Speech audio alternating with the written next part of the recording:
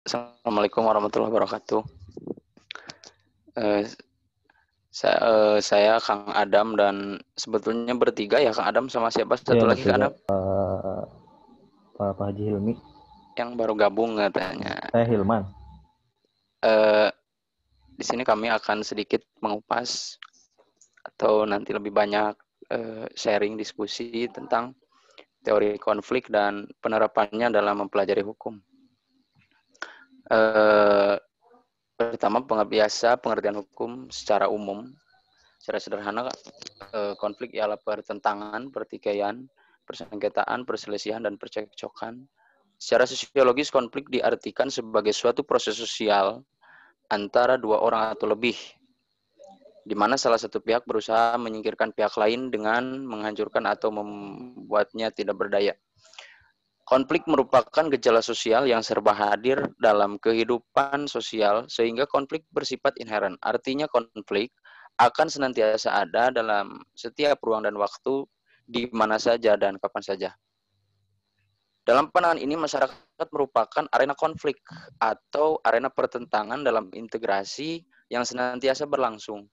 Oleh sebab itu, konflik dan integrasi sosial merupakan gejala yang selalu mengisi setiap kehidupan sosial. Hal yang mendorong timbulnya konflik dan integrasi adalah adanya persamaan dan perbedaan kepentingan sosial. Istilah konflik secara etimologis berasal dari bahasa Latin con, artinya bersama, dan fliger, yang berarti benturan atau tabrakan. Pada umumnya istilah konflik sosial mengandung suatu rangkaian fenomena pertentangan dan pertikaian antara pribadi melalui dari konflik kelas sampai pada pertentangan dan peperangan internasional. Jadi dari mulai level yang paling bawah sampai yang kelas konflik kelas elit katakanlah. Kemudian bentuk-bentuk konflik. Konflik sebagai fokus berdasarkan landasan yang realistik, dan konflik adalah proses sentral dalam kehidupan sosial.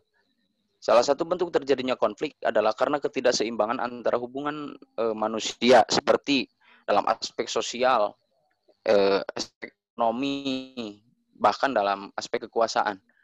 Misalnya kurang meratanya kemakmuran dan akses yang tidak seimbang terhadap sumber daya yang kemudian akan menimbulkan masalah-masalah terhadap masyarakat.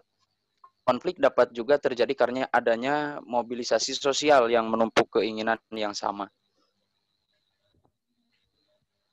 Kemudian menurut Richard Nelson Jones, dampak negatif dari konflik adalah banyak yang bervariasi. Konflik dapat menyebabkan kesengsaraan jiwa yang mendalam atau suatu hubungan yang menawarkan peluang yang cerah. Ini contoh ya, jadi ada suatu hubungan yang menawarkan peluang yang cerah bagi kedua belah pihak, dapat saja berubah menjadi buruk karena konflik. Ini artinya konflik ini bisa merubah suatu suasana, bahkan yang tadinya harmonis juga bisa berantakan. Kemudian pengertian konflik menurut para ahli, pertama menurut Karl Marx, hakikat kenyataan sosial adalah konflik. Konflik ialah satu kenyataan sosial yang bisa ditemukan di mana-mana.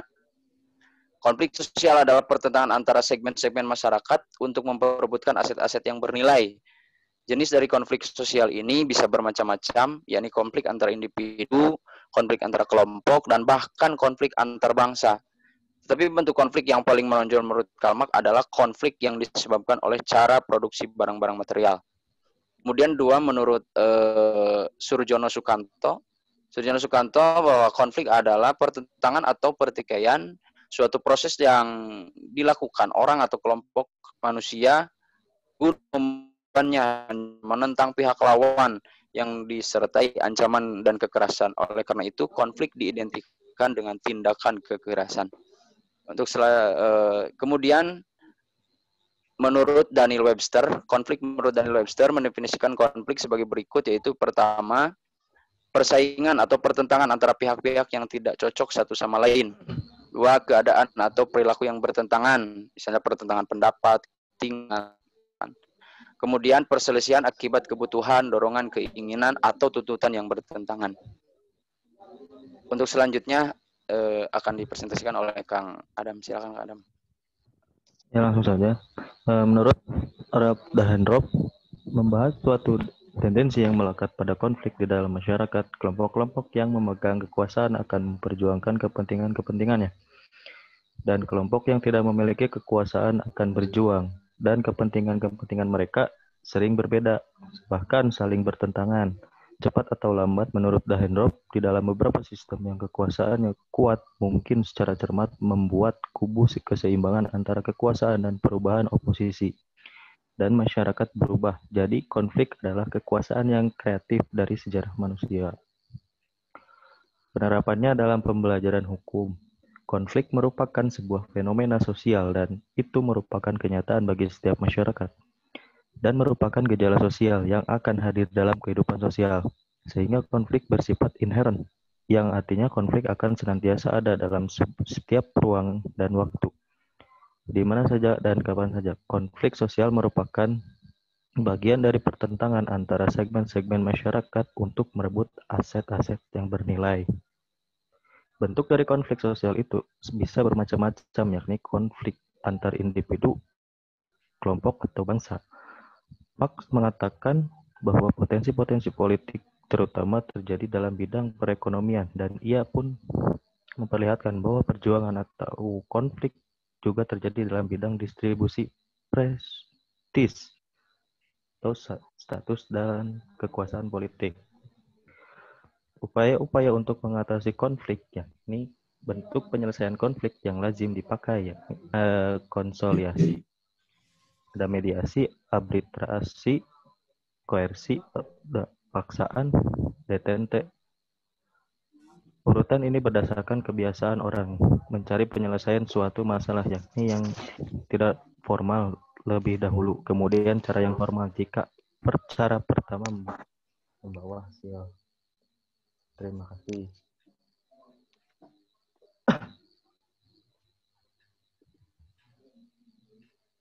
Mangga para kakak-kakak, teteh-teteh, bapak-bapak, ibu-ibu yang mau bertanya ataupun memberi saran dan kritik, mangga dipersilakan.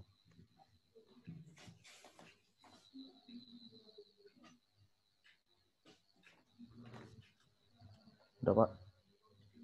Ya, silakan Ya. ditanyakan, dikomentari kalau mau ada yang bertanya. Baik, kita coba mengulas satu teori konflik. Kita akan langsung bicara pada penerapannya ya. Pada penerapannya. Tokoh-tokohnya tadi sudah banyak disebut, mulai dari Marx dan lain-lain ya. Dan soal Marx nggak akan saya singgung lagi karena minggu yang lalu sudah sempat kesinggung untuk bagaimana hukum dalam pandangan Marxis ya.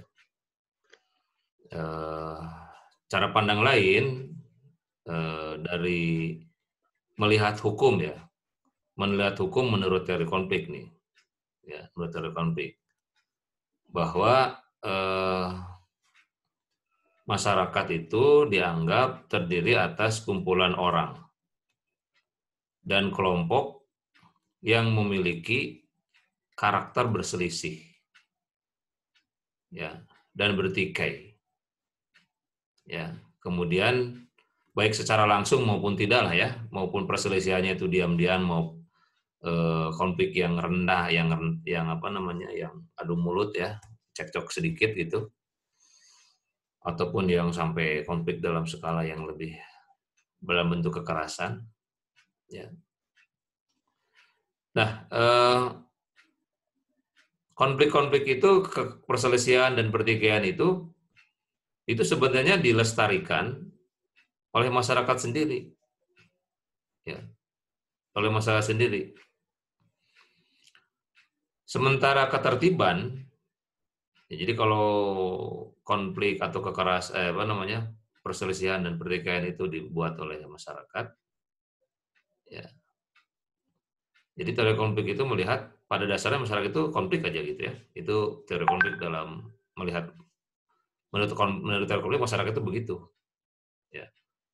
Sekalipun Anda ada di ruang Zoom ini, tapi sebetulnya Anda ingin berkompetisi, kan kompetisi itu bagian dari konflik sebetulnya. Berkompetisi untuk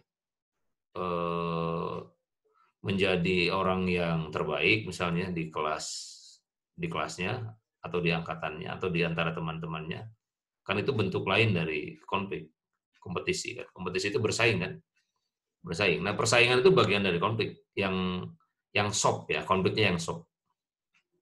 Nah, jadi konflik itu melihat itu, masyarakat itu dianggap seperti itu. Ya. Nah, sementara ketertiban itu hanya sementara dan tidak stabil. Ya. Kenapa begitu? Karena setiap orang punya kepentingan yang beda-beda. Nah, karena setiap orang punya kepentingan beda-beda, maka masyarakat ini selalu konflik. Nah, kepentingannya beda-beda kok. Itu kata konflik.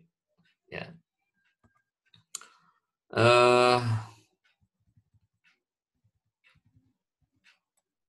Konflik sosial itu pada hakikatnya dianggap sebagai interaksi ya antara seseorang dan kelompok orang. Nah, dalam pandangan ini kita bisa melihat untuk menjaga kekuatan masing-masing kelompok itu, ya, itu diperlukan bujukan. Jadi kalau masyarakat terlibat konflik terus, maka masyarakat perlu dibujuk, ya, untuk dibujuk supaya menghentikan perselisihannya, dan hukum di situ sebagai alat untuk menghentikan ya perselisihan itu. Jadi ada yang menganggap bahwa hukum sebagai alat untuk menghentikan perselisihan, ada juga yang melihat bahwa hukum itu sebagai alat yang merepresi, menekan. Jadi alat untuk menekan perselisihan yang ditimbulkan karena adanya keinginan yang beda-beda. Ya. Dari siapa itu? Ya dari berbagai macam kelompok, baik kelompok elit maupun kelompok elit, baik kelompok yang berkuasa, ya, ataupun kelompok masyarakat yang lain. Ya, untuk itulah hukum diadakan sebagai alat represi kan, tadi sudah saya sebutkan. Ya, kalau dalam melihat relasi antara yang kuasa dan yang dikuasai, maka teori konflik akan melihat hukum itu sebetulnya dihidupkan oleh keinginan ya dari yang berkuasa. Ya, jadi hukum sekali lagi dihidupkan oleh keinginan dari orang yang berkuasa sebagai biaya atau harga untuk mencapai kepentingan. Ya. Itu yang kedua ya. Kemudian juga hukum menurut teori konflik itu dipandang sebagai senjata untuk menindas. Ya. Untuk menindas. Jadi hukum untuk menindas, untuk oleh siapa? Oleh mereka yang berkuasa untuk kepentingan dan keuntungan mereka sendiri. Sementara di sisi lain masyarakat cenderung memiliki keanekaragaman ya, yang berbeda-beda. Ya, jadi di sini yang berikutnya hukum dianggap sebagai cara untuk menindas. Ya, di mana itu pandangan-pandangan konflik yang barusan disebut ini? Apakah tadi yang Anda sebut Omnibus Law itu bagian dari cara yang mana kalau kita melihat? Apakah bentuk represi dari kekuasaan yang berkuasa? Ya. Atau juga salah satu bentuk menindas para pekerja, kan itu bisa dilihat seperti itu kalau dalam teori konflik kan. Ya, teori konfliknya melihat seperti itu gitu dalam proses Omnibus Law. Kenapa? Karena melahirkan reaksi ya dari seluruh elemen masyarakat, bahkan mahasiswa di dalamnya, bahkan siswa juga di dalamnya, terhadap substansi dari undang-undang itu. Jadi mereka menganggap ini undang-undang itu represif. Nah, kata-kata represif itu bagian dari cara pandang konflik loh dalam memahami hukum. Jadi tadi kita sudah bicara represif, menindas ya. Kemudian juga ya berdua konsep ya. Berdua konsep. Kemudian hukum juga dibuat untuk mewakili kepentingan kelompok tertentu. Ya. Makanya di Indonesia hukum itu dibuat dengan dua mekanisme. Yang pertama yang disebut dengan unifikasi hukum. Jadi undang-undang dibuat satu untuk seluruh elemen-elemen masyarakat. Ya, sekalipun dibuat satu, tapi saja tetap aja di dalamnya ada kepentingan-kepentingan kelompok tertentu untuk menggulkan satu undang-undang. Ya. Konon menurut salah seorang ya sesepuh lah, saya sebut sesepuh lah karena anggota DPR ya, di anggota DPR dari salah satu partai yang militan terhadap Islam, bahwa agenda-agenda legislasi ya itu oleh kelompok-kelompok non-Muslim itu sudah diagendakan dengan cara yang seksama, ya, termasuk undang-undang ya undang-undang Omnibus Law diantaranya, kemudian juga undang-undang Minerba, kemudian juga undang-undang keluarga ya, keluarga itu kesejahteraan keluarga gitu. Nah itu operatornya, undang-undang itu, dibalik semua itu adalah terselubung agenda-agenda kepentingan kelompok tertentu. Nah jadi pantas kalau kemudian hukum itu jadi alat untuk siapa yang punya kepentingan untuk tujuan tertentu, maka hukum jadi alat. Bisa dipahami itu? Ya. Iya, Pak. Yang melihat konflik, hukum dilihat dari kacamata konflik. Ya. Jadi memang hukum itu diciptakan atau dibuat untuk mewakili kepentingan kelompok tertentu. Ya. Sehingga kalau itu dibuat untuk mewakili kelompok kepentingan tertentu, maka hukum tidak mewakili kompromisasi sebetulnya. Hukum tidak mewakili kompromisasi dari keanekaragaman masyarakat. Gitu kan? Masyarakat itu heterogen, tapi ketika hukum dibuat menurut teori konflik, itu nggak mewakili tidak dibuat untuk kompromi terhadap keanekaragaman, tapi lebih menyokong kepentingan orang yang membuat hukum. Nah, gitu. Itu teori konflik melihat hukum seperti itu. Nah, ini nggak keulas sama Anda sebenarnya. Tadi harusnya ke situ cari pembicaranya, biar lebih substantif gitu membaca. Lalu pandangan lainnya dari teori konflik ini percaya bahwa hukum adalah alat dari pihak yang berkuasa untuk mengendalikan, garis bawah itu kata-kata mengendalikan orang yang dikuasai. Dan berarti terselubung juga tuh kepentingan elit kan di situ.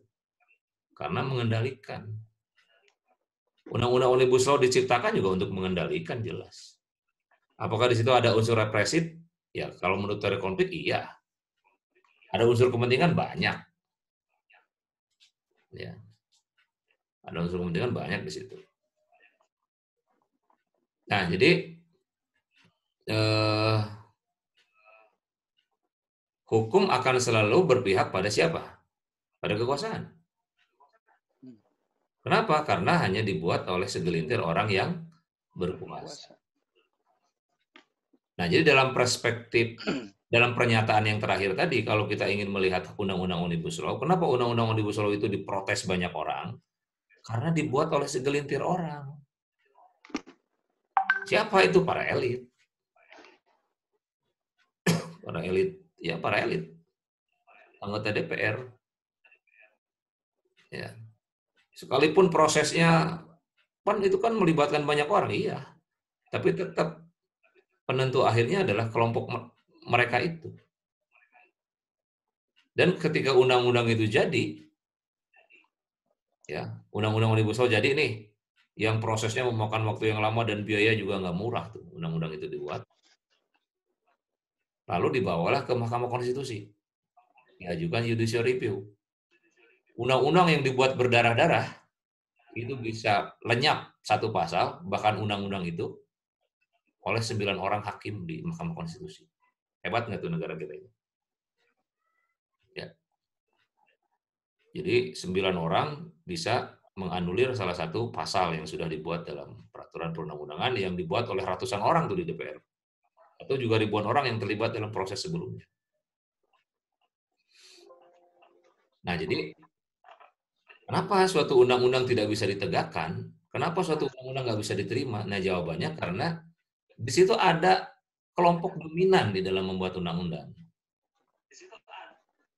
Ya, ada dominasi dalam menyusun peraturan perundang-undangan. Jadi kelompok dominan inilah yang menimbulkan kelompok yang didominasi itu nggak suka dengan cara memutus hukum, cara membuat peraturan. Ya. Nah, jadi persislah dengan cara kita melihat Undang-Undang Omnibus Law tadi dengan perspektif ini. Ya. Oleh karena itu, menurut teori konflik juga bahwa semakin jelas bahwa hukum itu adalah cermin dari kehendak yang berkuasa. Ya, jadi hukum adalah cermin dari kehendak yang berkuasa karena dibuat oleh segelintir orang. Ya. Nah, apa cirinya bahwa hukum itu dibuat oleh kelompok yang dominan? Pertama, jumlah yang menyusun undang-undang itu sedikit dari jumlah kelompok yang dikuasai kan.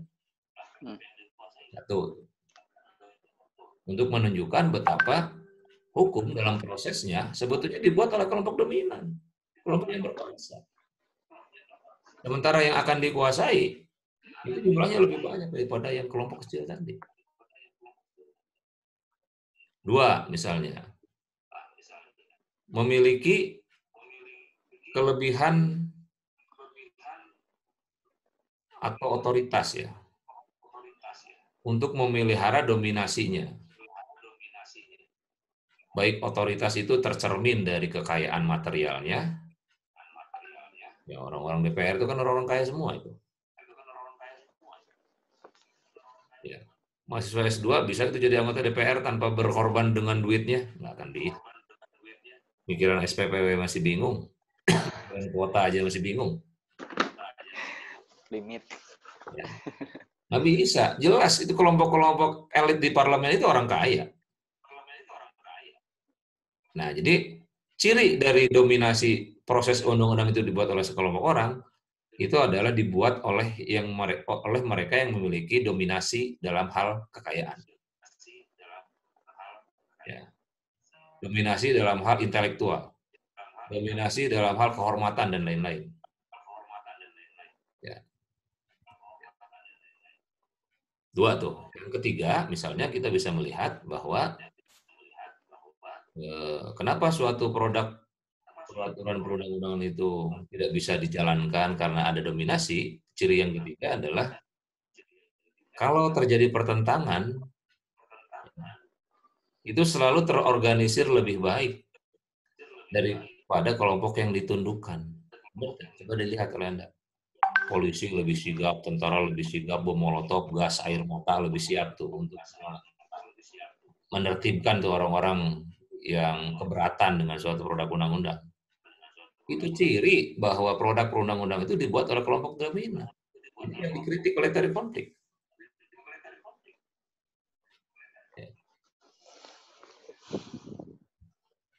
Kemudian yang keempatnya adalah kita bisa lihat misalnya kelas-kelas penguasa itu yang ada di parlemen atau juga yang elit-elit partai itu hanya terdiri dari orang-orang yang memegang posisi dominan dalam bidang politik.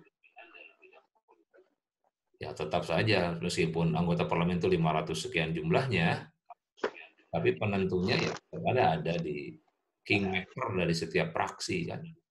Itu pengendali utamanya ada di situ. Ya. Jadi ada posisi-posisi dominan. Yang terakhir, Dari ciri yang dominasi ini dalam proses perundang-undangan, karena kelas penguasa selalu berupaya memonopoli ya. Kemudian mewariskan kekuasaan politiknya itu kepada kelas atau kelompok sendiri. Ya. Jadi itu ciri dari kelompok dominan itu begitu. Yang proses yang berimplikasi pada peraturan perundang-undangan yang dibuat oleh kelompok elit. Ya.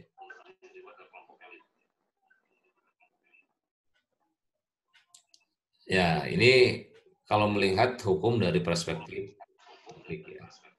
Walaupun sebenarnya ya hukum kan juga ternyata tidak melulu untuk melindungi kepentingan yang berkuasa ya.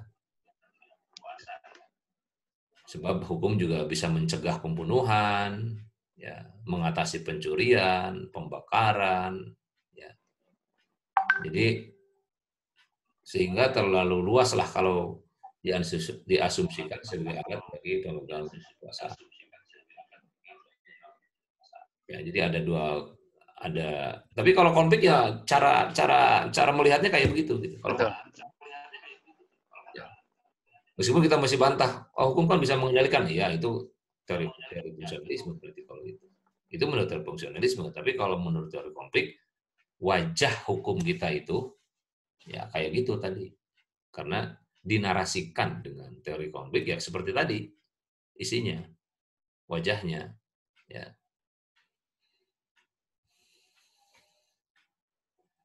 Nah, ini cara pandang yang tadi disampaikan itu karena teori konflik melihat atau berasumsi bahwa di dalam kelompok masyarakat itu terjadi persaingan kan untuk memperoleh kesempatan meraih kekuasaan dan menguasai alat-alat produksi. Ya, itu kembali lagi ke Karl Marx yang kemarin kita sebut ya. Ya.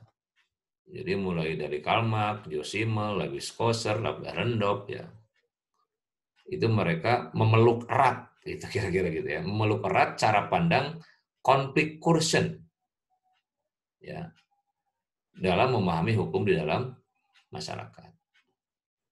Jadi itu cara mereka melihat hukum. Oleh karena itu, alasan pembenar mereka sebenarnya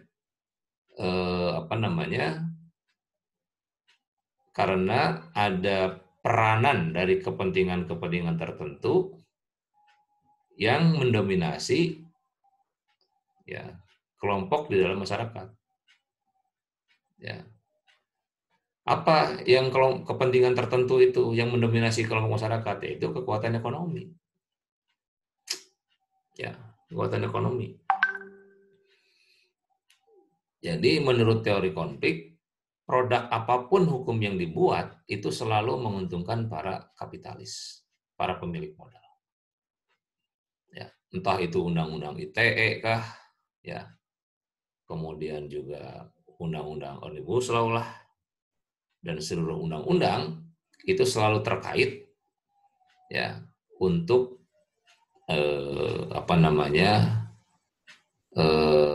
untuk memposisikan kelas-kelas sosial tertentu tetap berada di kelas-kelas elit. Ya, kelas-kelas elit.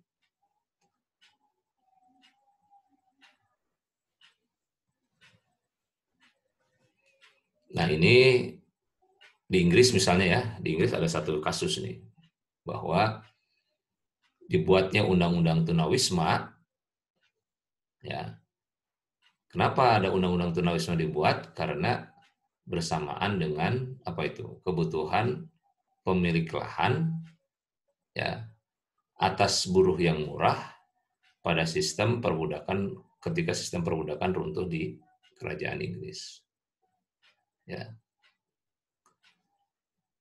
Atau juga undang-undang Omnibus Law. Kenapa undang-undang Omnibus Law itu yang relevan tuh dibuat? Lebih gampang lagi. Ya, itu karena beban beban biaya pemilik-pemilik perusahaan, para kapitalis itu berat. Ya, jika buruh itu tidak dikontrak. Ya, jadi kalau dikontrak kan biasa enaknya dilepas. Ya. berhenti, ya bisa dilepas enaknya gitu, karena nggak terikat dengan waktu. Nah, itu kan cara kita mengambil contoh yang kontekstual ya di dalam melihat peraturan perundang-undangan yang selama ini ada ya untuk membaca peraturan perundang-undangan berdasarkan teori konflik. Demikian hadirin rahimakumullah, jamaah Zoom yang berbahagia, ya itu cara pandang konflik. Ya. Meskipun menjelaskannya pakai sorban dan pakai kopiah, tapi kalau kita bicaranya melalui kacamata konflik, ya maka hukum itu jelek semua, gitu. Kira-kira gitulah, ya. Karena kacamatanya pakai kacamata konflik. Tapi kalau pakai kacamata fungsionalisme, wah tadi hukum itu hebat lah pokoknya. Itulah cara pandang teori ya di dalam melihat hukum. Ada yang mau disampaikan lagi oleh pemakalah? Cukup, Pak. Baik, kalau cukup saya akan akhiri ya. Ya memang konflik ini ada yang by design ya, konflik itu. Ya memang perjalanan para nabi itu hebat karena dengan konflik kan. Nabi Musa itu berpasangan dengan Fir'aun kan. Nabi Musa itu menjadi kecil kalau nggak ada Fir'aun. Dia konflik di situ. Jadi itu manajemen konflik. Jadi Allah memang sengaja menciptakan kehidupan yang berkonflik. Ya. Agar berkompetisi fastabiqul khairat. Ya. Tapi fastabiqul khairat di situ ya. Yang nanti Anda pelajari lah bagaimana teori konflik dalam Islam ya. Konflik dalam Islam atau kompetisi di situ dengan konflik yang tidak terkelola kan. Dalam perspektif konflik, teori konfliknya para sosiolog ya. Konfliknya para sosiolog. Ya, secara historis ya para nabi itu besar karena dia ada kompetitornya. Ya, ada kompetitornya. Nabi Muhammad sendiri nggak akan besar kalau nggak ada Abu Lahab, Abu Jahal, dan abu-abu yang lain. Nah, saya bukan Abu Gosok, abu-abu yang lain itu jadi besar. Ya, sama juga Nabi Ibrahim besar karena ada rejim yang otoriter ya, itu Raja Namrud kan. Ada rejim yang otoriter. Jadi karena rejim otoriter itulah yang menyebabkan Nabi Ibrahim jadi